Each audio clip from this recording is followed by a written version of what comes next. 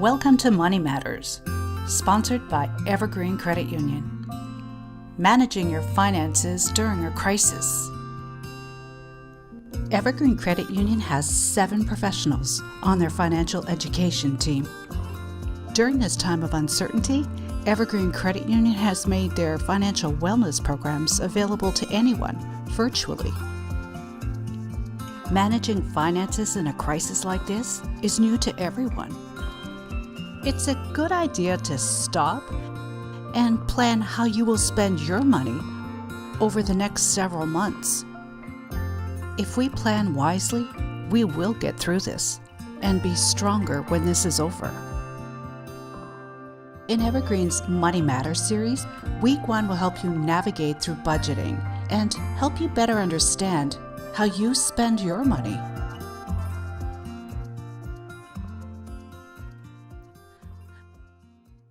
First, a little bit about Evergreen. We were founded in 1951. We have 4 locations in Portland, South Portland, Wyndham, and Naples. Evergreen invested in launching a financial wellness program 3 years ago.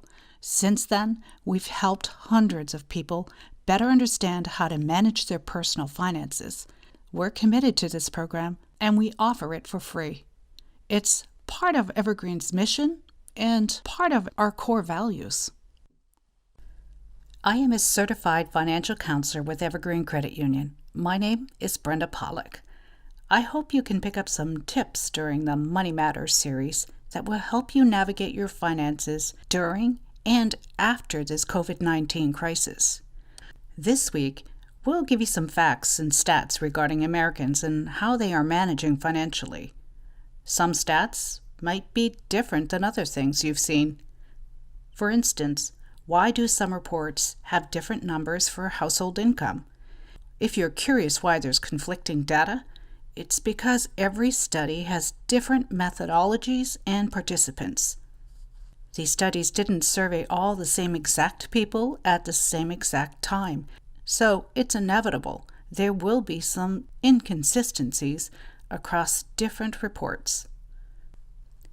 Let's get started with establishing a household budget. A household budget is all the more important in this consumer era because it teaches members of the family the worth of money. A household budget helps you to identify the areas in which you spend and take the necessary steps to curtail expenditure on those items that are non-essential and unnecessary. If you make a list of essential and non-essential items, I assure you, your spouse's list will look completely different than what your essential list looks like. The important thing is to talk about it. Respect the other's feelings regarding essentials. Successful household budgets are the result of compromise. Let's take a look at some various types of household budgeting models. Traditional budgeting. Setting up a traditional budget requires some work up front, but it can help you get a detailed picture of where your money is going. The first step is making a list that breaks out income and expenses. You can do this by creating a spreadsheet to update monthly with your numbers. Using a monthly budget worksheet to see how your income and your expenses stack up each month allows you to target areas, reduce spending, and set savings goals. Each month, you can review and adjust the amounts budgeted for each of your spending and savings goals. The pros?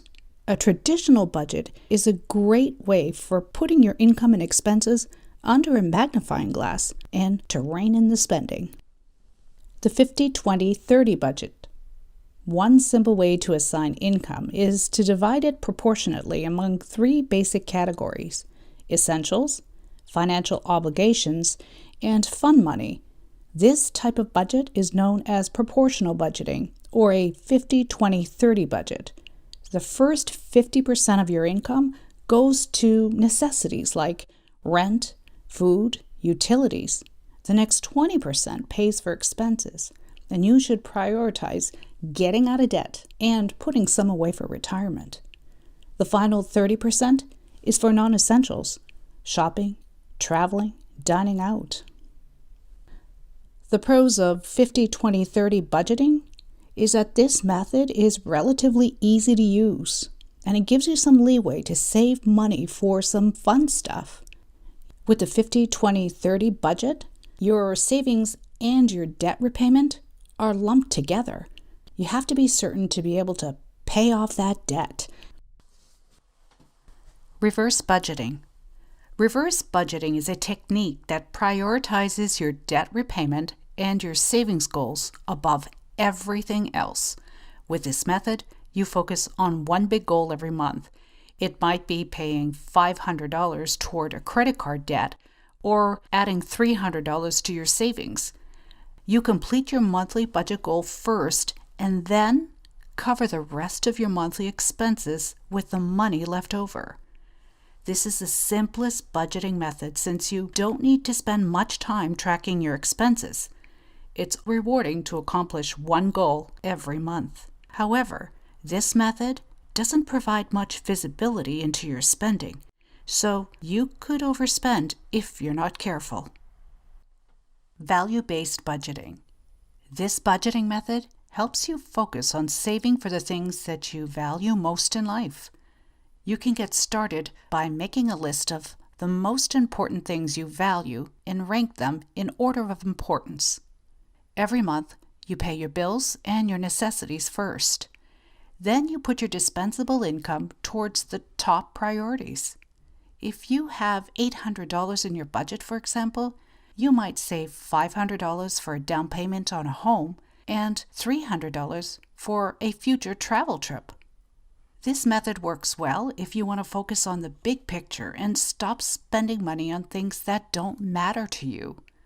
However, it is easy to overlook less exciting, far-off goals like retirement savings with a value-based approach. Something as simple as a budget can help you get ahead financially, and when you choose an approach that's right for you, you'll be more likely to stick with it in the long run. Start a budget from the ground up. If you've never made a budget before, it can be a good idea to start with some basics. That way, you have the foundation you need to build an effective daily spending plan that keeps you on track. You can download a budget worksheet in the meeting notes of this presentation. If for some reason you're unable to, go to our website, egcu.org, click on Benefits and Education, and select Financial Counseling. Click on the Contact Us button and send us your name and your email, and we'll be sure to send you the budget worksheet you can use at home. There are also many budgeting apps available that will walk you through the steps and process of setting up a budget, but it can still be useful to know the steps before you get started. That way, you can make sure that the budgeting tool you choose does everything you need it to do. Build a budget that works for you. First, it needs to fit your specific needs and your goals, not someone else's. 2, make sure it's realistic to how you and your family live your life every day. 3, everyone in the family needs to be aware and be engaged in the budget. 4, you should budget for dinner out or have a Christmas fund or a vacation savings. Make sure that budgeting has some perks included. 5, be sure to put anything you can towards an emergency savings fund, even when you're paying off debt. That should be number 1. This is the U.S. guidelines for cost of living by category. Note, this is a guideline, but it gives you an idea of how to plan or to begin to build a budget. A good rule of thumb when purchasing a new automobile? Remember this: your automobile should not cost you more than 10% of your annual income. So if you earn $40,000 a year, the total cost for your vehicle should not exceed $4,000 a year. That includes payments, insurance, gas, registration, and repairs. So you ready to see where your money goes? Grab a piece of paper and a pencil and let's get started. First, we want to determine your fixed monthly expenses. Those are expenses that normally don't change, like your rent, your heating, your electric, water, property taxes, other household expenses, repairs, improvements, and home insurance. I encourage the people I work with to make one budget for every month of the year. But for this exercise, let's average your heating, for example. Take your yearly heating expense and divide it by 12. Put that number in the heating. Same with electric and water. If your property taxes are part of your mortgage, don't add them in again. Now we're going to list your personal monthly expenses. Knowing where your money goes is a great exercise to help you determine where your money actually does go each month. Is there something that you're paying for and you're not using, such as subscriptions you no longer need? Get that note, paper, and pencil going, and let's get through this section together. Be sure to list your groceries, meals out, car expenses, parking, clothing, gifts, donations, that gym cost, personal care such as haircuts, pet supplies, and vet bills, cable, internet, cell phone bills, and any other regular monthly expenses you and your family household incur. This is where we add up our debt. This includes any money you borrowed and you still owe. For this exercise, we're going to use the minimum monthly payments due each month for each of your debt. Although we like to recommend always paying more than the minimum, when creating a budget, use the minimum payment. Once your budget is complete, you can decide to put extra money you have left over on paying off debt. Now we'll talk income. You want to add up all of your household income, yours, your spouse's, any Social Security, second job, child support, alimony, roommate, or any other money that regularly comes in. Add that to this section. All right, now it's time to find out what your bottom line is. First, add up your monthly fixed expenses. Second, take that number and add that to your personal monthly expenses. Subtract this total number from your total monthly income. That will give you the number that you have left to pay off your debt. Add all of your minimum monthly debt payments together.